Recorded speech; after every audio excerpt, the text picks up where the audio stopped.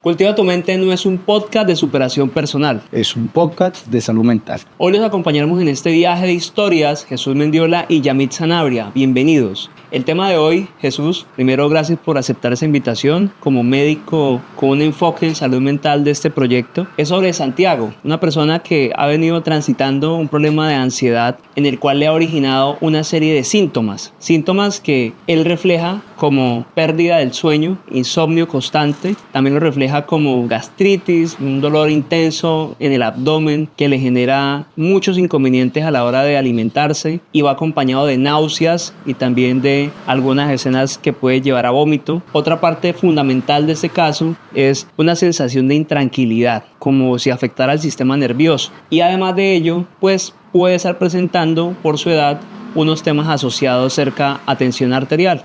Entonces, Jesús, para el día de hoy queremos tratar un poco desde esa óptica médica que tienes en ese enfoque.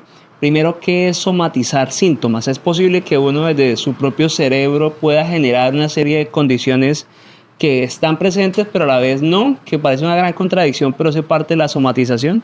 La somatización es el conjunto de síntomas que no tiene una explicación médica y que muchas veces va relacionado con factores emocionales. Es cierto que muchos de nuestros pacientes que asisten a consulta en urgencias, el 30% de ellos, muchas veces expresan somatizaciones de factores que no tienen una explicación clínica y a los cuales se les practica exámenes y pueden salir normal, pero el paciente está presentando los síntomas que expresa. Entonces, como en el caso de Santiago, muchas veces puede presentarse con cefaleas, migrañas, otras veces con recurrencia de gripas o con alteraciones gastrointestinales, gastritis, diarreas, estreñimiento, dolores musculares, tensión. Otras veces vamos a tener insomnio, que creo que es el caso más práctico y más común en este tipo de pacientes. Frente al tema que acabas de tocar del insomnio, esa intranquilidad que conlleva en las noches pasar en vela y sobrepensar demasiado algo en específico que también produce una pérdida de eso tan elemental, ¿qué contrae no dormir bien?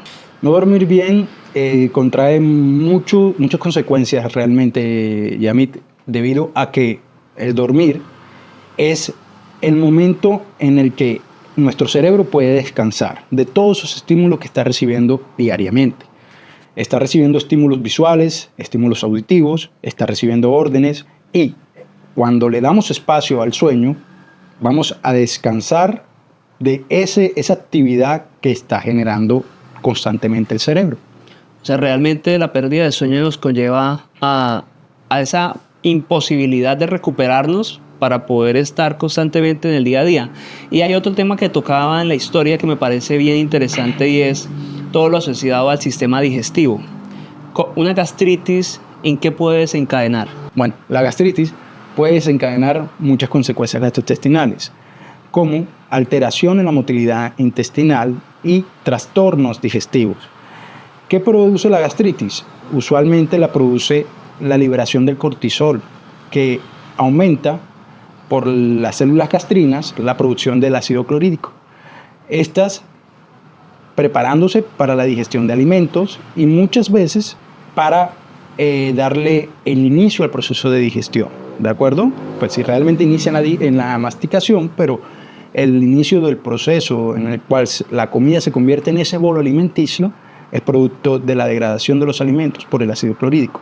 El exceso de la producción de ácido clorhídrico nos va a generar una lesión en la mucosa gastrointestinal y esto puede desencadenar en consecuencias como lo es quizás una gastropatía o el cáncer. Ok, es muy clave allí, como tú lo decías, Jesús, digamos, tener en cuenta todos esos problemas que van asociados, pero hay uno específico y es cómo hay una sensación que a veces pocos la describen y Santiago al enviarnos esta nota es de algo indescriptible, aunque baje la redundancia, vemos que no sabemos cómo se describe, frente a esa intranquilidad. Esa intranquilidad es de qué manera la ansiedad afecta al sistema nervioso y cómo el sistema nervioso empieza a reaccionar y empieza a presentar ese problema en el cual la gente no sabe cómo reaccionar. A veces siente una sensación de sosiego. Bueno, en el sistema nervioso central contamos con el sistema nervioso autónomo, ¿no?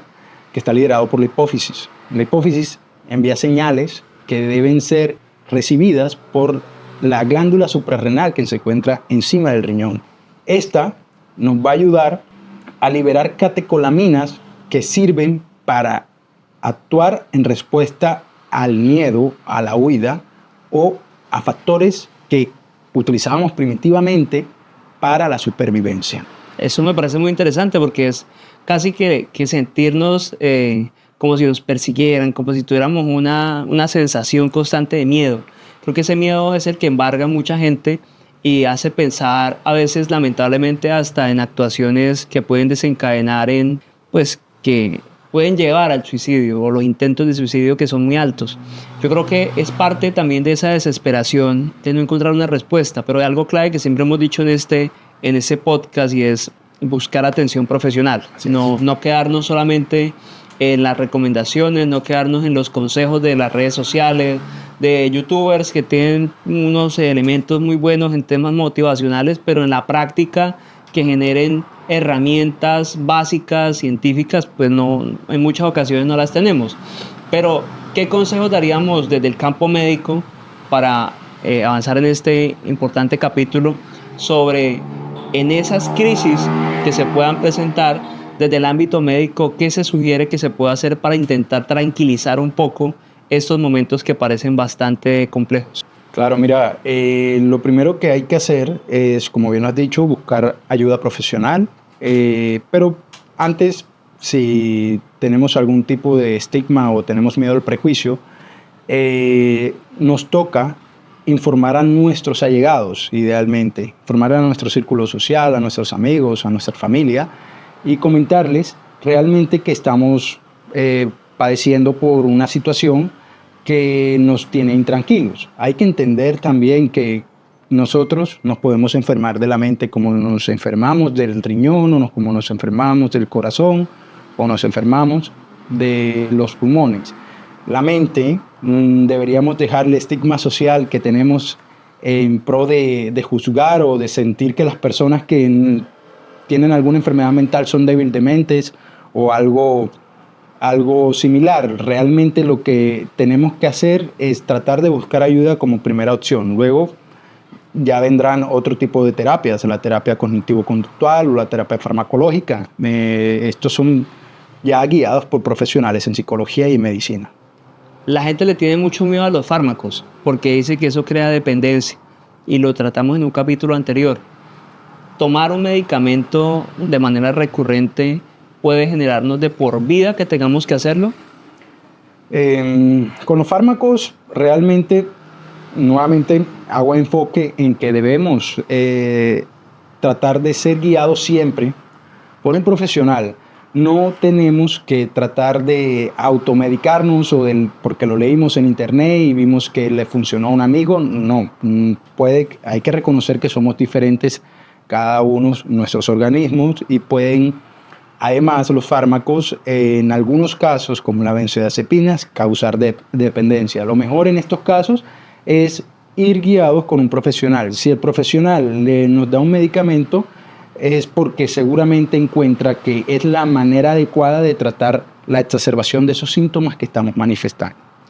Para ir finalizando este importante episodio, Jesús, frente a aquellos que puedan tener temas como presión arterial alta, este tema de la ansiedad y la depresión puede disparar esos picos, puede generar un impacto negativo en aquellos que ya vienen con un proceso también medicado de regulación de este tipo de temas. Desde luego, Yamit. Mira que la tensión arterial alta, como lo mencionaba antes, es una respuesta muchas veces mediada por catecolaminas, como la noradrenalina o la epinefrina, que son secretadas por nuestra suprarrenal y es utilizada para la actividad física. Nosotros antes íbamos a cazar a seres salvajes para nuestros alimentos, entonces teníamos que estar alerta todo el tiempo y la presión arterial es un medio para regular porque llevaba la sangre desde los órganos que no estaban utilizándola en ese momento hacia los músculos preparándolo para la actividad física. La disregulación de esta ocurre cuando en la ansiedad o la depresión, se disparan por factores emocionales estas catecolaminas, generando estado de alerta todo el tiempo. Entonces nuestro cuerpo va a sentir el disconfort de tal manera que lo va a manifestar con síntomas específicos, como lo mencionábamos antes, pues dolores o tensiones musculares, con taquicardia, aumento de la frecuencia cardíaca, con cefaleas, dolores de cabeza que son inexplicables, que son constantes, y muchas veces tenemos que acudir a nuestros centros profesionales para recibir la ayuda guiada por un profesional. ¿Qué tan recurrentes son estas consultas en tu consultorio?